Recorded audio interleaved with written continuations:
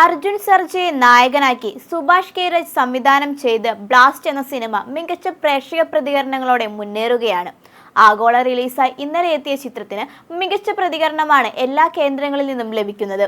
ഒരു ഫാമിലി എന്റർടൈനറായി എത്തിയ ചിത്രത്തിൽ പ്രീതി മുകുന്ദൻ, അഭിരാമി എന്നിവരും പ്രധാന കഥാപാത്രങ്ങളെ അവതരിപ്പിക്കുന്നുണ്ട്. അർജുന്റെയും പ്രീതി മുകുന്ദന്റെയും അഭിരാമിയുടെയും മികച്ച പ്രകടനം തന്നെയാണ് ചിത്രത്തിന്റെ ഏറ്റവും വലിയ പോസിറ്റീവ് എന്നാണ് പ്രേക്ഷകരുടെ അഭിപ്രായം. ഒരു കരാട്ടെ മാസ്റ്ററും അയാളുടെ കുടുംബവും അവരുടെ ജീവിതത്തിൽ ക്ഷണിക്കപ്പെടാതെ എത്തുന്ന കുറച്ചു അതിഥികളെ കുറിച്ചുമാണ് ഈ കഥ പറയുന്നത്. ഈ സംഭവവികാസങ്ങളാണ് ബ്ലാസ്റ്റ് എന്ന ചിത്രത്തിന്റെ ഏറ്റവും വലിയ പ്രമേയം. രവി ബസ്രൂറാണ് ചിത്രത്തിന്റെ സംഗീതം നൽകിയിരിക്കുന്നത്. കളക്ഷനിലും ചിത്രം നേട്ടം കൊയ്യുന്നുണ്ട്.